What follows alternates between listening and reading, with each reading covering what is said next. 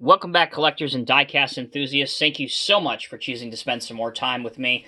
I'm your host, Tommy Strobel. Welcome to Diecast Emporium. Today we're going to be reviewing another Diecast Masters Core Classic Series model. This is the Cat D6K XL Track Type Tractor. The item number is 85192C. This is a new addition to the Core Classic Series collection for 2020. It's been in the Highline series up until this year. So, this model, kind of one of those... It's not going to win any first place, but it's still overall a decent model.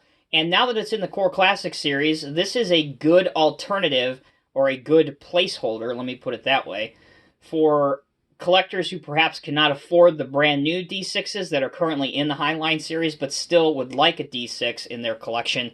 This is a good model for that situation. Or perhaps if you operate a real D6K in real life, again, maybe you'd want to add one of these to your collection for that reason. So, let's go ahead and take a look at the packaging, which we always do. I mentioned that it's in the brown or beige style packaging, and again, if you're new, the reason for that is the Core Classic series are paying homage to the parts boxes that the Caterpillar machine real parts come in, so that's the reason why it's in that style of packaging. You have the model front and center, all of your descriptions right here. On the back, there's a black and white photo of the real machine at work. And here's your overall machine dimensions and operational specifications of the real machine. If you are into that kind of thing, please, by all means, pause my video right now and review those. Let's go ahead and get this model unboxed and start reviewing it. So the history behind this machine, its first started life and its original casting was done by Norscot back in, I believe, 2007. It remained in their lineup until the acquisition by Diecast Masters, where it was still in the lineup as part of the Highline series. And again, I mentioned at the very beginning of this video, starting in 2020, they moved it to the Core Classic series. So it comes in the pull-apart formers, which are super, super easy. They do a great job of protecting the model during shipping. And the great thing about these, especially those of us that have been around a while, there's no twist ties, so we won't be looking for the nearest bridge to jump off of out of pure frustration.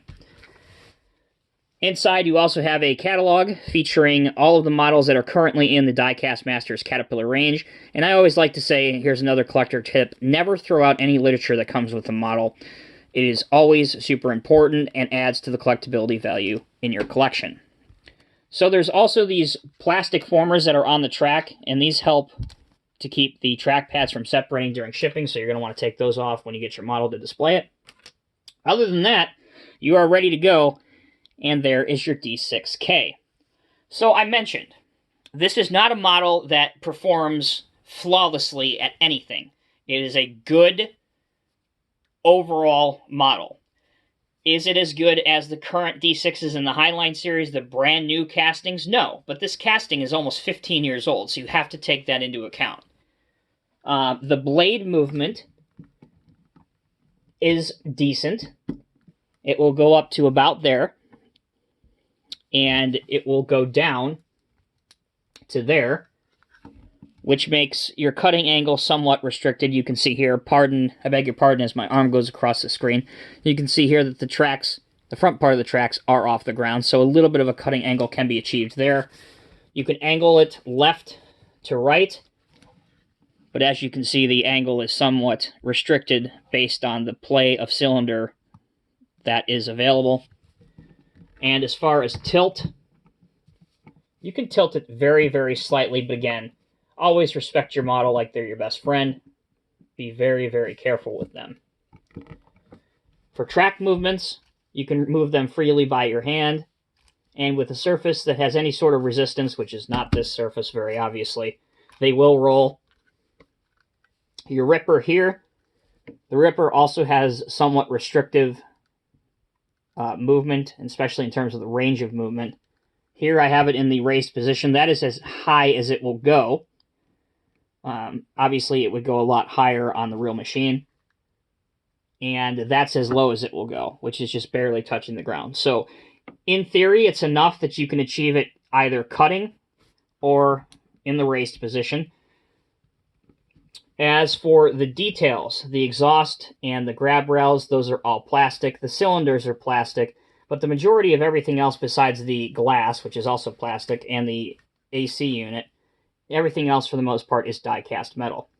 Taking a look underneath the machine, Again, there's a good look at the detailed track pads and a look at the cutting blade. So that's pretty good. Now, one of the great features about this model that I always loved, and even the Norscot version had it, is if you look at, if I can draw your attention right here, these hinges, and that's because you can open up the cab. And both sides do open. Again, it's easier to kind of do this with a pointer. And they will open all the way to the side. So it allows you to, have the door all the way open, which a lot of operators would have, especially if it's hot, even though this Dozer is equipped with what I believe is an AC unit at the back. So, hey, if you got an AC unit, run the AC, right? And, but anyway, you can have the door open if you want, if you're working in the fall or nice weather. So, the more working features, the better on any model. And the fact that the hinges are discreet enough that they don't stand out. Again, another wonderful feature. So there you have it, collectors. That is a quick and concise review of the Diecast Masters Core Classic Series Caterpillar D6K XL. Is it the best D6 out there right now? No, absolutely it isn't. The Diecast Masters brand new Highline Series D6s by far are the best that you can get if you're looking for a D6 in 1 to 50 scale. And again, I have reviewed those videos, so at the end of this video, how about right now? I'll post a suggested link for those if you want to kind of compare and contrast. But again, as I said at the beginning of this video, this is a good placeholder, and overall, it's a very, very solid model. Nothing negative to say about it in the least. As always, I'm Tommy with Diecast Emporium. Thank you guys so much for watching. Until next time, I'll see you in the next video.